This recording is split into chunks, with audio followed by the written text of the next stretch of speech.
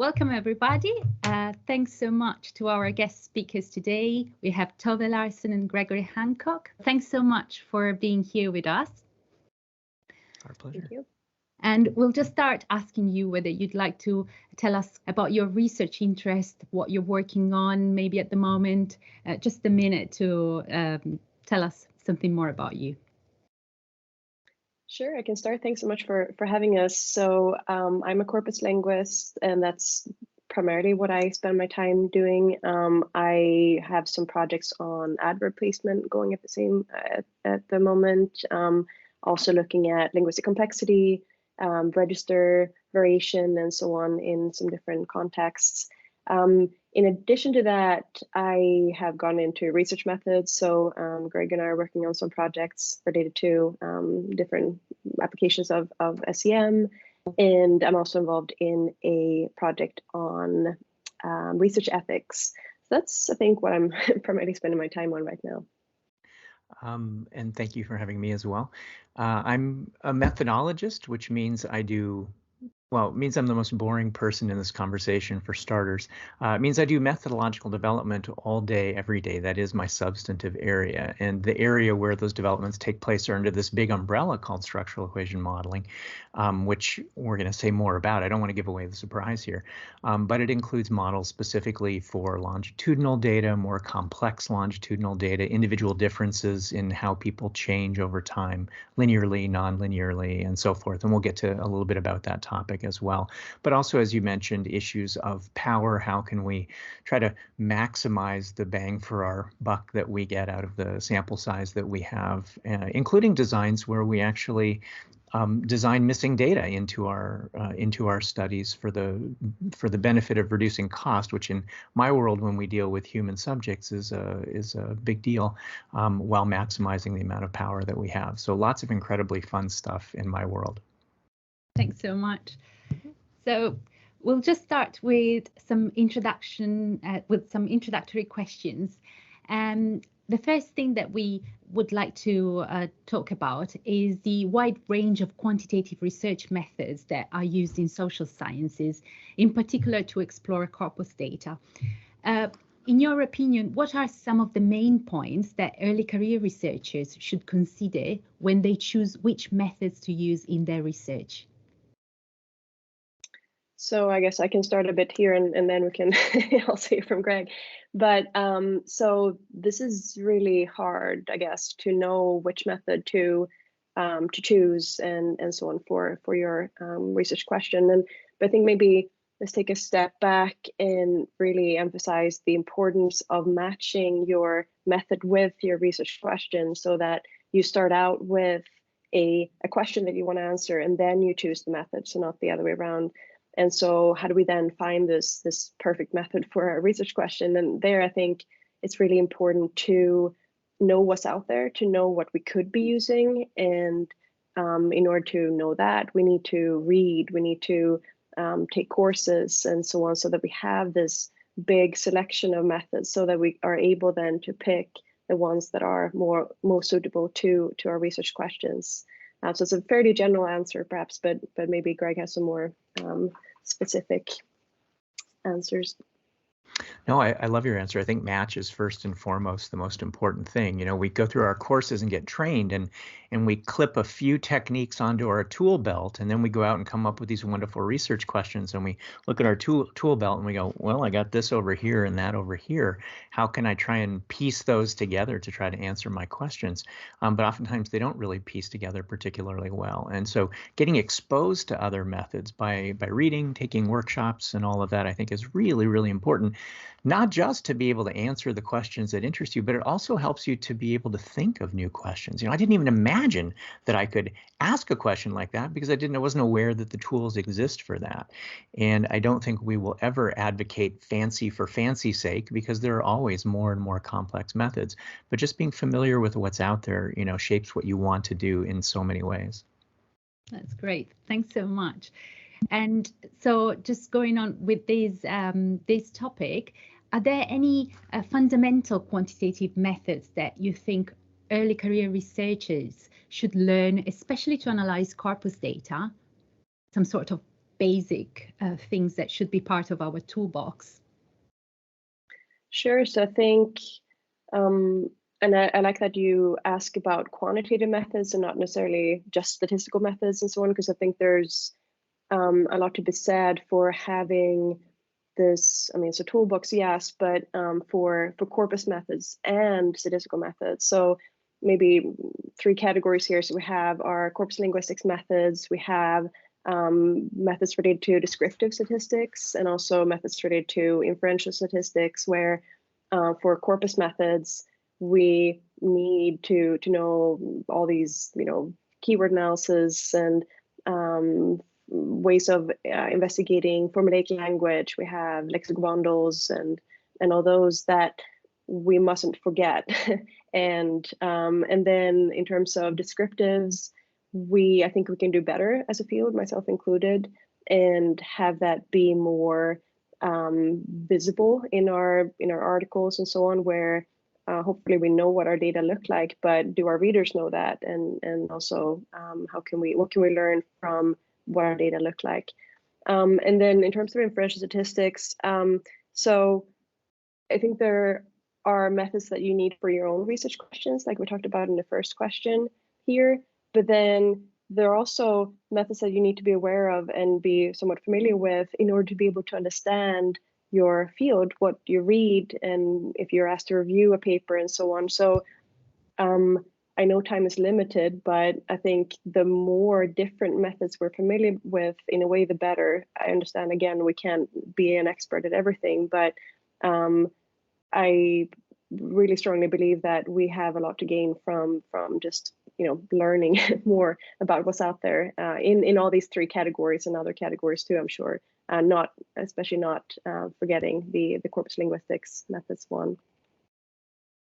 Great, thanks so much. It's great to have also an idea of different ways to categorize techniques. And yes, Greg, would you like to add something to this question as well? Well, there's a very good chance what I'll add won't be relevant to the corpus linguistics world. But what I will say more generally speaking is that, as Tove said, that quantitative methods are very broadly construed. And in the world that I come from, for us, that starts off with how you are designing the investigation itself. And, in a non-experimental world, which even though I would like to think that I exist in an experimental world, I mostly don't, which means you have to be very cognizant of all the variables that are at play. And so the techniques that you need have to be ones that can try to control for things in ways that are otherwise non-experimental. So design as best you can, the analysis, of course, which is what we're talking about. And another thing that comes up a lot in my world, and maybe could come up in this world a little bit more, has to do with the quality of the measurements that we have themselves. Because oftentimes the measures that we have they're interesting in and of themselves, but usually they stand in proxy of something more broadly that we care about. So we measure one particular aspect of text, but really we view it as an indicator of complexity, let's say, and there's not a one-to-one match. So what price do you pay in the gap between the measure you hold in your hand and the, I'll just say, construct that you actually care about? So for me, understanding about measurement and reliability issues, validity issues, has to weave in here somewhere so that you have a better chain of inference for your research question. And maybe adding to that, just very briefly, if I may. I guess we need to, just like Greg said, we need to know what's there, what is in our data. Can we trust it? Can we, if we run some statistical test or something, we're always going to, assuming it runs, but we're always going to get some answer. But can we trust it? Do we know all the way from manual investigation of our data and manual coding, automatic coding, and all the way up to then looking at outliers and so on. Do we know what's there? Can we trust it? And thus, can we trust our results? And I think that's really important to keep in mind. Yeah, absolutely. This is really these are really good points. We talked about them in a bit in our previous workshop. But thanks so much. It's really interesting to hear your view on this as well. Yes, thank you. I think what you just mentioned is really fundamental. now we'd like to know about ways to learn quantitative methods. So when PhD researchers are, doing their PhD study, they tend to focus mainly on the method that they are using in their PhD study. However, it is actually important and even recommended that they also familiarize themselves with other quantitative methods for their sort of future research career. So could you share with us ways to learn other quantitative methods, and perhaps you can share your own experience of learning different quantitative methods? Sure, so I can start again and again let Greg join in too, of course. In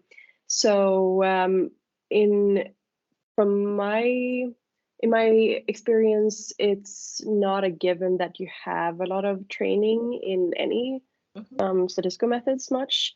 And for example, in my program, undergraduate and graduate, we didn't actually have a single course on statistics. We had a lot of methods courses and corpus linguistics methods courses and so on, meaning that all my training comes from courses elsewhere. I've, summer schools, winter schools, online courses, reading, trying to learn from people and so on.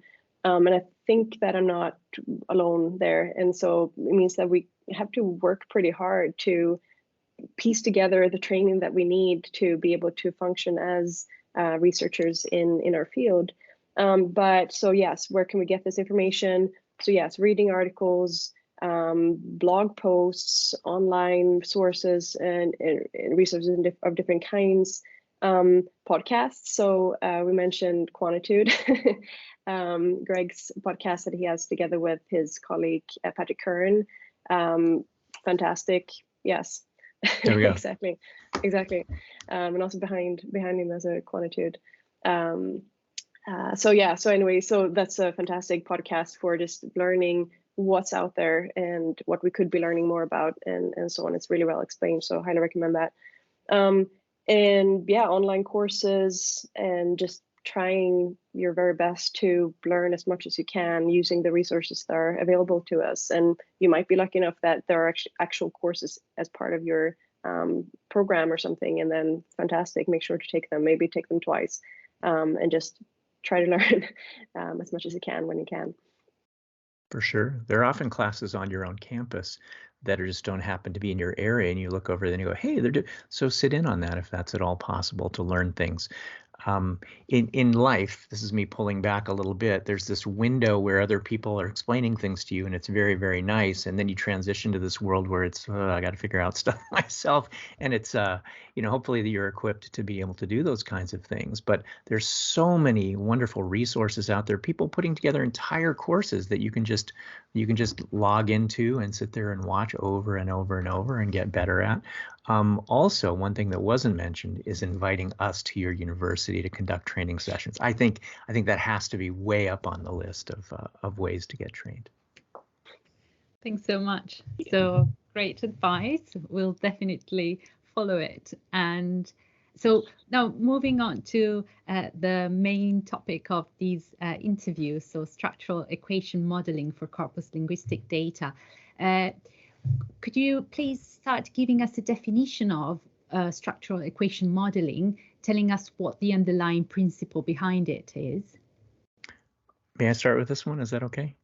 So that's a big ask right now because it's a giant thing. So let me break it down a little bit, starting off just with the word structural. The word structural implies that you have some sense about the structure of the relations, possibly causal relations, among a set of variables that you're interested in. That you think, I'll just say this very abstractly, that you think variable X causes variable Y, which in turn causes variable Z, but it can be on a much grander scale. But the idea is that you have some a priori theory about the structure of the relations that exist among a set of variables. And those relations are often expressible in terms of a set of equations. They look a lot like regression equations, but that's where the term structural equations comes from. It captures the structure of the hypothetical causal relations that you have among a set of variables. Now, the modeling part, which is where it gets really cool, is that when you have some theory about the way your world works, or this small corner of your world, that implies the way data ought to behave. If you think X causes Y, causes Z, but maybe doesn't cause W and so forth, it starts to suggest which variables should relate, which variables should not relate, and to some extent relative magnitude. Some things that are more closely connected within one of your theoretical models you might expect to be more strongly related. Things that are more distal in some system you might think, well, they'll be related, but maybe not as strongly. And so the modeling part comes from taking your picture of the way the world works, and literally we often express it in the form of a graphical representation, translating that into what its implications are for the way the data should be behaving, going out and gathering data, and then looking at how well those things fit. Are the variables that my model said should be correlating or covariating?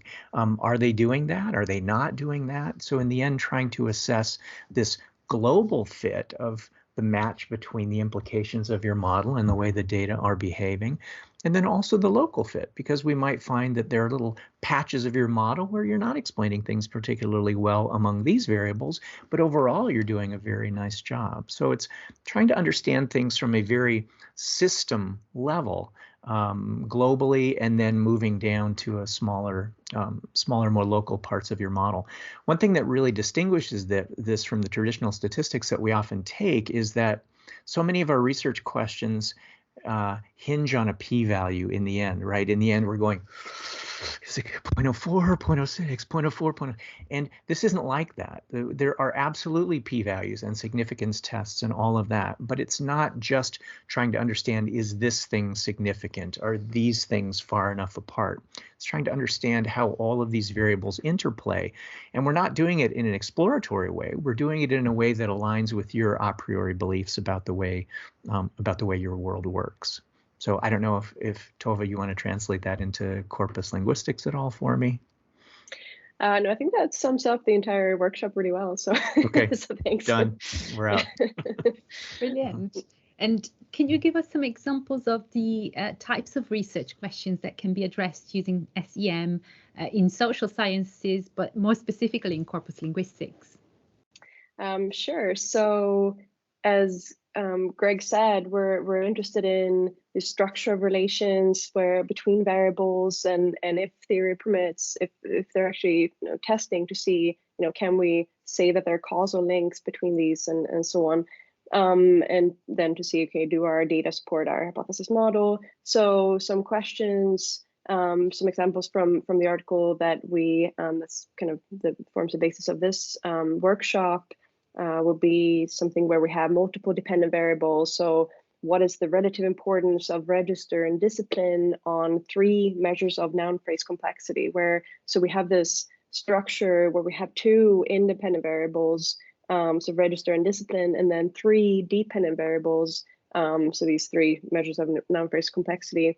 And how, okay, so based on previous research, based on theory, how do we think that these are linked up? And as you'll see in the workshop, we don't just assume that everything's linked up with everything. And that's kind of what we believe, that we have very specific beliefs about what's connected to what, and thus what has a causal bearing on what. And we can use the SEM framework, in this case, measured variable path analysis, to be able to test these very specific hypotheses that we have. And so it's a very flexible framework, which is really exciting. Another example of a question, also from this article, is can the hypothesized relations among the measures of complexity be explained solely by register and discipline, or are there external factors at play that cause these to covary further? So we're in a way testing what's not there currently in our model, to see if we should be looking at that further.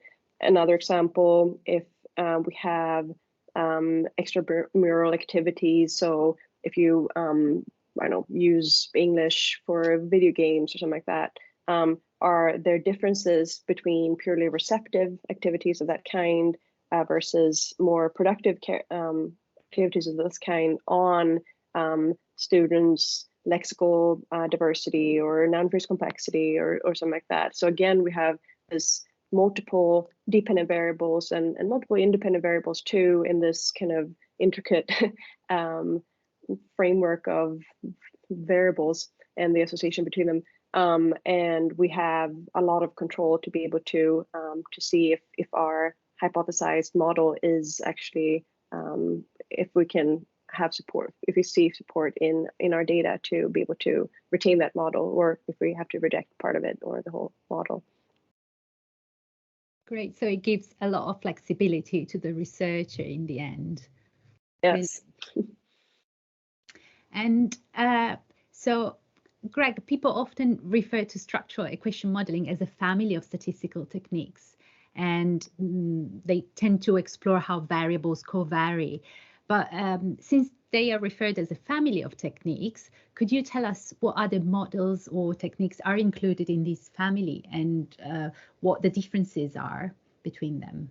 Yeah, I'm happy to. And some of those were just telegraphed in terms of the versatility of this as a family. And before I do that, let me just sort of give an idea of the concept of family statistically. And for some people who have had a variety of methods, this might make sense. But when you learn about a t-test, which I'll assume that people might have learned about for the purpose of comparing means, you might later learn that that's part of a larger system where whether you call it analysis of variance or the general linear model or the generalized linear model, oftentimes throughout our statistical training, what happens is we learn that, wait, there's a bigger umbrella over my head that I didn't realize, and the things that I have just learned are a part of some larger system. And structural equation modeling works that way as well, that there are a number of things included in that family where you can think of them as different methods, but they're really all just variations on how you think of variables and how those variables are going to be connected.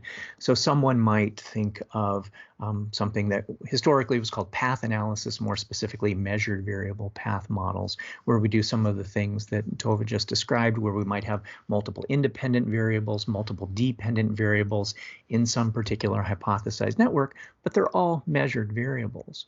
We might have what's called a confirmatory factor analysis model, where you have a variety of measured variables and you think that there's some smaller set of things that you can't observe that are influencing them, that are responsible for the pattern of relations that they have. And those things we often call factors. And the confirmatory nature is that you're not exploring the data to find those. You have some a priori theory about how many mechanisms, how many factors might be operating, and which variables they might have an influence on. We can put those two together and have latent variable path models, where you actually think that there are these networks of relations among latent variables that you don't observe. It's very, very common in the social and behavioral sciences to have those, because so many of the variables we care about are not directly observed, motivation or achievement, or these very, very slippery kinds of things that exist in my world. So trying to model them at the latent level is very, very important. We have other types of things that fall under this umbrella with their own names, like latent growth models for trying to understand longitudinal change, and maybe we'll say a little bit more about longitudinal things in just a bit. Cross-legged panel models, where you're looking at relations of variables over time. We even have things called latent mixture models, or just mixture models, where, if I ask you a very, very simple question, how strongly does X relate to Y? And you might come up with an answer and say, well, I think it's about 0.5. And then I look you in the eye and I say, but do you think it's 0.5 for everybody? And if you pause at all, then what that means is that you might think that there are these subgroups out there for whom the XY relation might be stronger, and other subgroups for whom the XY relation might be weaker. And mixture models try to take the data that you have and essentially see whether or not there are these clusters or subgroups out there where the data are actually functioning differently in the nature of their relations. All of those things fall in the structural equation modeling family. So a lot of really rich opportunity. And again, it comes down to you building what you need, not just saying, let me pick this off the shelf or this off the shelf, but saying, what's my research question? What are the variables involved? How should they be connected? So this is an ideal technique for people who have control issues, which that includes me. Thanks, this is brilliant, fascinating. And so you mentioned some of the disciplines that use some of these techniques. Could you tell us what other disciplines or fields use SEM? So I guess that's the fields that are most similar to or like linguistics and corpus linguistics, I guess, would be SLA, so second language acquisition, more education, psychology, but not really corpus linguistics yet. We're hoping to show people that this could potentially be really useful for them, assuming it is, but for their research interest. But I think in terms of for second language acquisition in particular, and I guess the other fields too, they have a lot of variables that you can't really observe. You have, depression or something that you need to observe through something else. And Greg talked about latent, all these, the latent world of SEM. And I suspect that might be why we see SEM more in fields like that. But we also have variables that are latent in our world where, for example, in learner corpus research, where I spend most of my time, we have things like proficiency, second language proficiency, and so on that we can't observe directly. So we need to observe it through other things. So there's a lot of potential for corpus linguistics too. Great, that's exciting. Yes, our next couple of questions are a bit more specific into structural equation modeling. Could you briefly explain the difference between mediating variables and moderating variables in past models? Sure, I'll take this one to start, if that's okay. And those are two things that are often confused, historically very, very confused. And I read a lot of papers where the words get, confused with each other. So this is something worth trying to sort out for sure. Let me try and do it by example, and it will go back to some theory that you might have. So with regard to mediation, the idea of mediation is that you think that there is some variable that is intervening in the relation between others. So if I think, for example, that X has a causal bearing on Y, which has a causal bearing on Z, then what I'm saying is the relation between X and Z is mediated by, it happens passing through that variable Y in the middle. So, and this is not a corpus linguistics example, but my expectations of someone might influence my behavior towards someone, which in turn might influence something about how they perform or how they act. So it's not literally my expectations that are directly causing their performance or actions. It's mediated by whatever behaviors I have that reflect my underlying expectations. So mediation is when there's one or more variables through which some kind of causal process passes. On the other hand, moderation, and I'll just give you an example, and I'll tie it back to something I said earlier. Imagine that you think that X has some causal bearing on Y, but in fact it differs for levels of some other variable Z. All right, that's very abstract, but let me give you a concrete example, at least from the social science world, that we might have kids who are very motivated, and we want to know the extent to which their motivation has a bearing on their achievement. All right, very simple kind of question. But we think that that motivation is going to have a stronger bearing on achievement when there's strong parental support in the home rather than when there's weaker parental support in the home. So what we're saying is that the actual XY connection itself depends on some other variable. And that some other variable, in this case, parental support, would be a moderating variable because it's actually acting on the strength and nature of the relation between X and Y. So those things get confused a lot, maybe because they both start with M, but they're really part of a larger system where we understand what variables are part of the causal flow, what variables are sort of like the little knobs that control the strength of the relations. A friend named Andy Hayes has talked about all of these as part of a larger system that we call conditional process modeling, where, again, you articulate the nature of the relations that you think are going on, whether they are mediation, whether they are moderation, whether they are all sort of operating in tandem as part of a larger system. And then you can have heaven help us, mediated moderation, moderated mediation, every combination that you can have of those two words is a thing. And it's just part of a larger system that maps onto the way you think that part of the world works. Thank you. Thank you so much for the clear explanation and the illustrations that really helped. Good, you're welcome. Still talking about variables in SCM, is there a minimum and maximum number of variables to run a valid SCM analysis? No. Do I have to say more? It's really tricky. So it is a very, very good question, and I promise to have a very unfulfilling answer, just as long as we get that out of the way to start. I have seen models with 3 or 4 variables. I've seen models with 60 or 80 variables. And I've seen some really good and really bad ones with 3 or 4 variables, and some really good or really bad ones with 60 or 80 variables. There are a number of issues at play, and this is probably where the question comes from.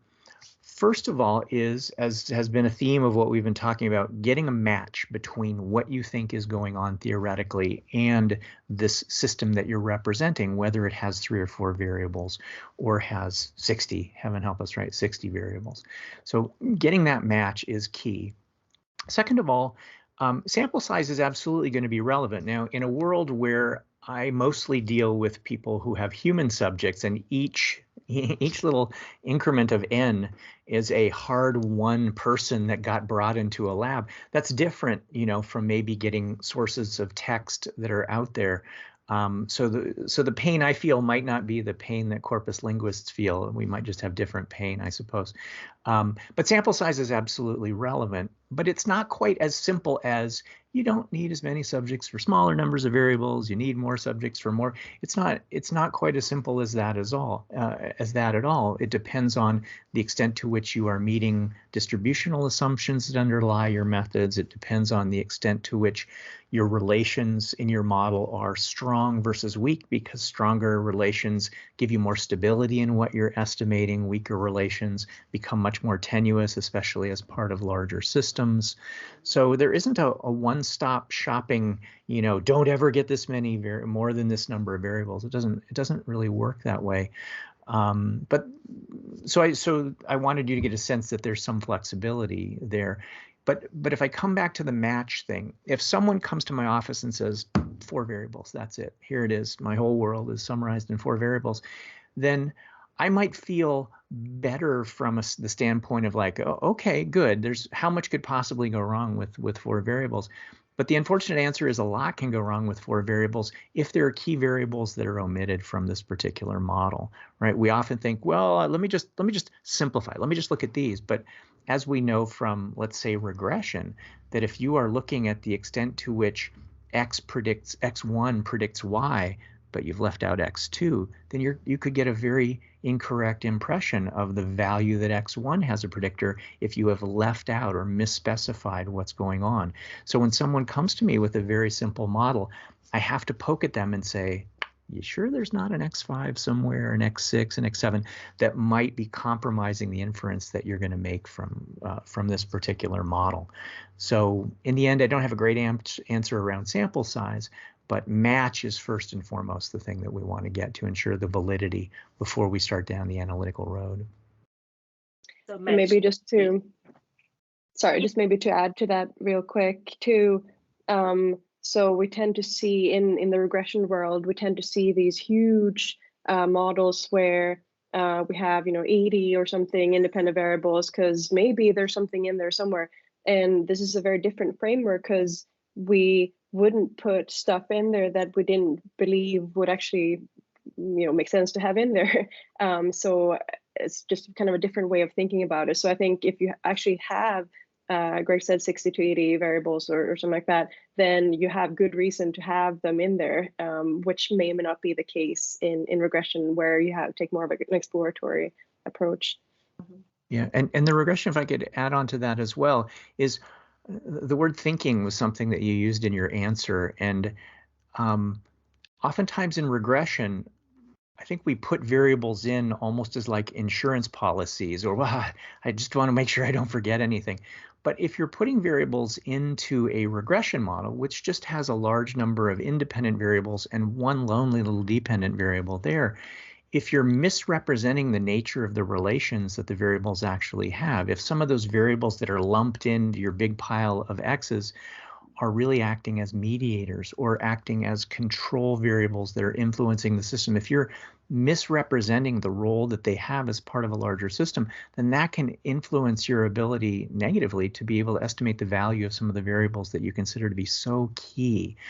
So what we think often is insurance by getting lots of variables in there is actually a misspecification of the process, and so we might not really be estimating things properly. Thank you very much. You mentioned earlier, Greg, about longitudinal data or longitudinal studies. Do you have any specific advice on using SEM in longitudinal studies, for example, how to treat the variable of time in time series data? Well, first of all, SEM is very versatile for dealing with longitudinal data, as is multi-level modeling as well. We're not talking about multi-level modeling, and yet we kind of are, because when we have data that are longitudinal, what we're saying is that we have multiple measures of individuals across time. So there's a certain within aspect to this. And structural equation modeling doesn't usually include time explicitly as a variable, as you will see in other analytical systems, but instead it does a variety of very, very clever trickery. So for example, if you wanted to know how a set of variables at, I'm just going to say time 1, might influence the same set of variables at time 2, influence the same set of variables at time 3, in an attempt to try to untangle is x1 influencing y1 or is y1 influencing x, right? In an attempt to try to untangle that, a cross-lagged panel model, as it's sometimes called, or we could just say panel model, can be, it's got some limitations, but it can be very useful where you're literally modeling the measures at all the different times and the interplay that they have both within and across time. So if you have a research question of that type, then that is a great model to use if you understand its limitations. On the other hand, if you're interested in, to what extent does some, I'll say individuals, because individuals in my world could be people, but individuals could be other things as well. To what extent do individuals change over time? Are they, imagine I had data for all of us and I literally did a plot just for me, and right, and I'm going up. It doesn't mean it's good, because maybe it's delinquent behavior or something, but it's going up over time. And I have my own line that describes, oh, Greg is really trending upward on this bad thing or whatever. But we could imagine all of us having our own lines. Now, we don't literally build lines for people in structural equation modeling, but we imagine that we have our own individual trends, that we're not doing our own thing, that we are, to use the term, growing, right? Growth might be at an individual level. So how do we construct a model that allows individuals to have their own trajectories over time and build in the determinants of those trajectories? Why is it that some individuals, some units are growing really, really fast over time? Why is it that some are declining? Why is it that some grow for a while and then they kind of level off? So this area called growth modeling, or in structural equation modeling, is called latent growth modeling, but the word latent shouldn't be a scary thing. It's just because we model certain aspects of growth as factors or latent variables. It's an incredibly versatile little subdomain of structural equation modeling that allows us to model individual differences in growth over time and the determinants of those, if that's what our question is about. So the first thing has to do with what's the nature of your question. Is about relations among variables over time? Then you're going to probably go towards some variation of a panel model. Is it about growth over time? Well, then you're probably going to go to some sort of growth or change model. But these are areas that are just growing all the time in terms of capabilities, all the way down to some of the really nice recent developments of dynamic structural equation models where you have intensive longitudinal data, and that could mean that we have human beings being monitored nonstop throughout the day, and we want to know about changes at more micro levels as well as macro levels. How do we process so much information? So there's a tremendous amount of flexibility in this for longitudinal questions. Great, thanks so much.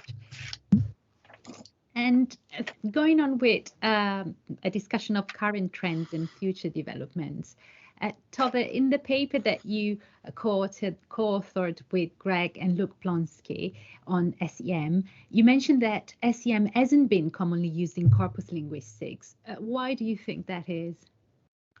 So I think it's primarily just tradition. We haven't really started using it, so no one's using it.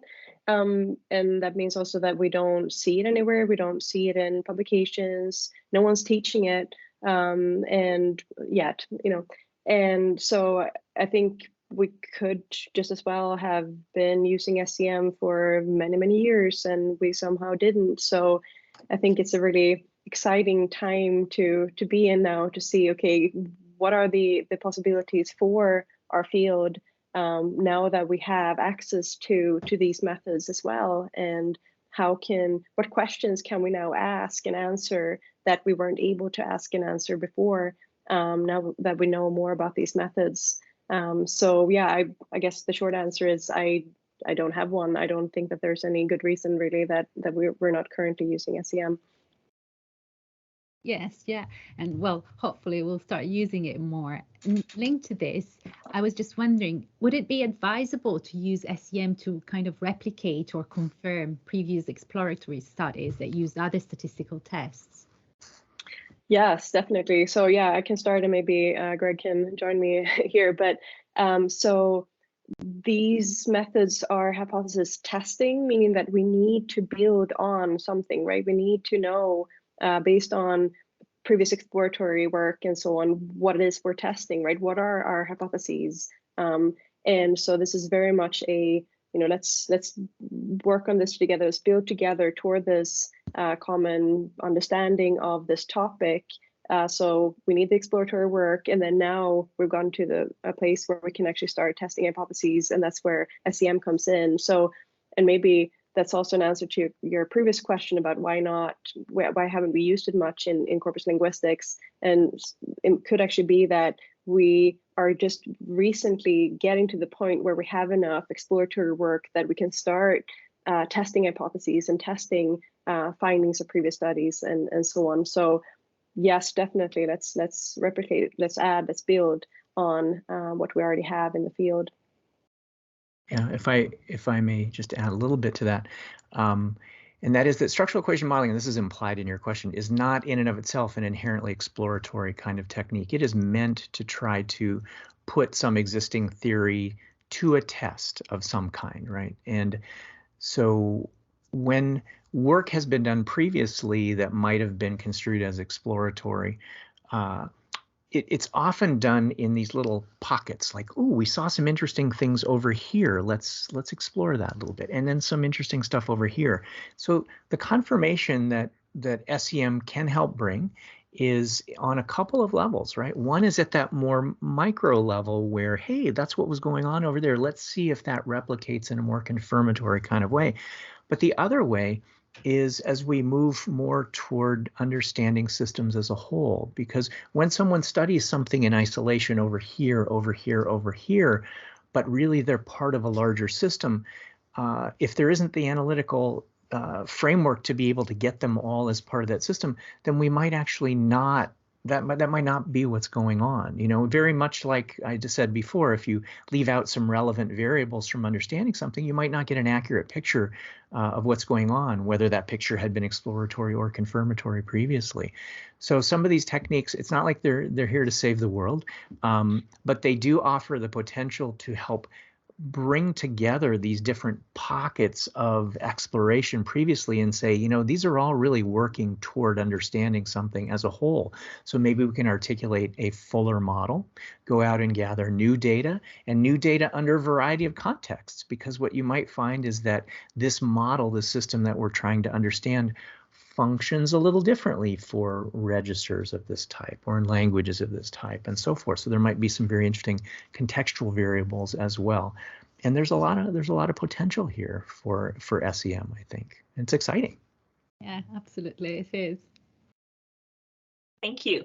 The recent paper on the status of statistical reporting versus linguistic description in corpus linguistics, a 10-year perspective that was co-authored by Tove, Jesse Egbert, and Del Biber, and just published in Corpora, compares corpus studies published between 2009 and 2019 and reports an upward trend in the use of sophisticated statistical techniques in the field of corpus linguistics. And similarly, the paper on SEM that you both co-authored with Luke Plonsky also touches upon Bayesian statistics, which is starting to gain ground in the field. Do you think these are positive trends? And do you think they're likely to continue in the future? So, I mean, yes and no, as is perhaps clear from those papers, but I think it's really important to make sure that we don't go fancy, and Greg said this earlier in this interview, we don't go fancy just for the sake of going fancy. And I think that there might have been a little bit of that going on in some cases. And so, and a message that we're trying to send in our recent publication here is that we want to make sure that we want to encourage people to use minimally sufficient methods, meaning that, you know, don't go fancier than you need to. If a t-test is all you need to answer this question, use a t-test. And the thing with SEM is that it, in many cases, is it's a very advanced method and all that, but it's also a set of methods. But it's also very often minimally sufficient in that we really can't answer these questions in any other way than through these methods. So I think a lot of people perhaps view techniques like the ones in the SEM family or I know Bayesian statistics or what have you as being unnecessarily sophisticated and unnecessarily advanced and so on. But when used right, whatever that means, they're actually minimally sufficient and really the only way to answer our questions. And also maybe to reiterate what we said earlier, we want to make sure, of course, that we know what's in our analyses and all that, what's in our data, can we trust it, and have we done a good job all the way up to the statistical analysis and all that. So we can't just kind of press play and hope for the best and just, you know, publish something that looks fancy or whatever.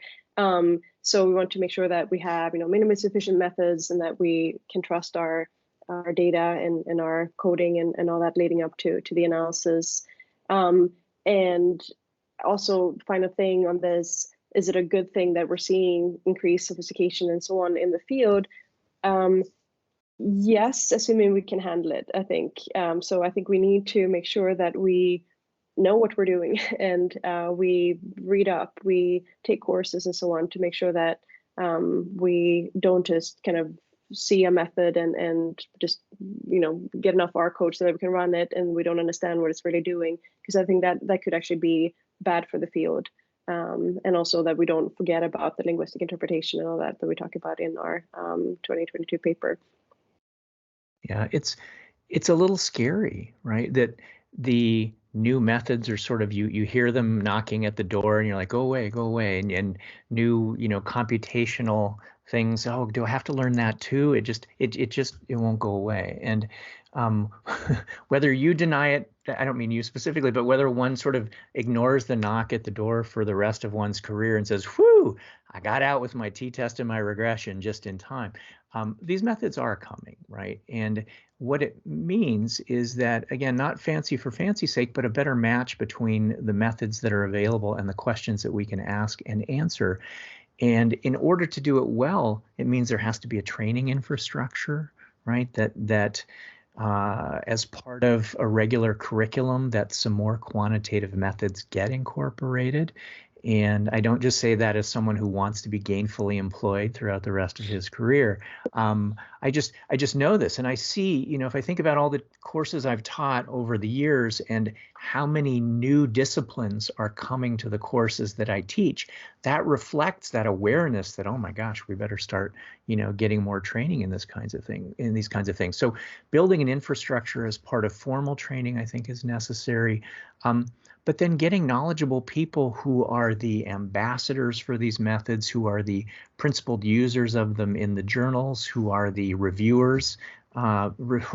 Reviewers are, it's rough, right? When someone wants to try to get an article published where they're using some method and all the reviewers have no idea what it is, or even worse, they have a little bit of knowledge and they are poking at things that they don't completely understand. So there has to be this rise in training up into the ambassadorship of young scholars, into ultimately the editorial boards, and then you will start to see this become more and more common practice, which is what I hope. I hope for the advancement of the field. Yes, absolutely. Thank you. In your paper on SEM, you also discuss the concepts of hypothesis-driven research and cumulative knowledge. Could you expand on them, especially suggesting any recommendation for corpus linguistics research?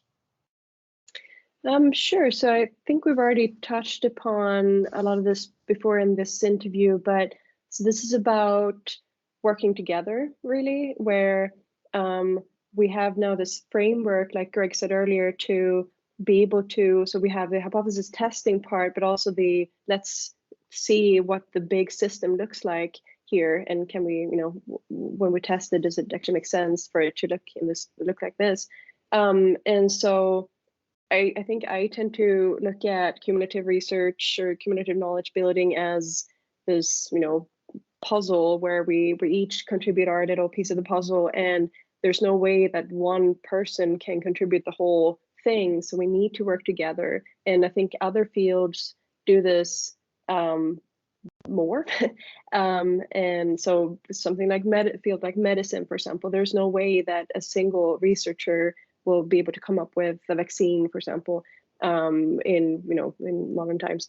Anyway, and so we need everyone can all hands on board. And I think in our field we tend to, and we'll talk about this a bit more in the workshop too, we tend to build our own little pyramids where one research team, maybe a couple people, are interested in this topic, and then the next research team is interested in the same topic but using slightly different definitions of things, so you can't really compare the two, and so they start a new little pyramid and then a new little pyramid and so on. So we have this kind of town of pyramids instead of having this big Egyptian powerful one where where we can actually get higher up and further in our knowledge and in our understanding of how things work. And so I think this framework can function as an incentive to think more and have this more kind of big picture thinking in this way, and more let's work together to solve this kind of way of thinking, because we're all needed to bring these pieces of the puzzle. And so I'm just really excited to see if we want to as a field, because it's not a given, I guess, but if we want to move in this direction, where would that actually take us, and what can we learn about language in our case that weren't actually able to learn using previous method, using previous ways of thinking about things. So yeah, exciting times. Very, very exciting. Yeah, I guess it also kind of goes in the direction of replicability. If people work together and validate measures and discuss constructs and adopt the same constructs in a coherent way, that also helps replicating studies and building the field together in that way. Very much. That was actually our last question. So is there anything else you would like to add? I'm very happy. Yeah, just thank you very much for having us. Yeah, we really appreciate it. It's very exciting stuff. Thank you very much for sharing with us. And we learned a lot. I believe Rafa agrees with me that we've learned a lot about sort of the foundation of SEM, the family of models, and sort of the underlying principle behind it. And we will learn more during the workshop, and we're so looking forward to the workshop. Good. Thank you very much. Thank you, Sarah.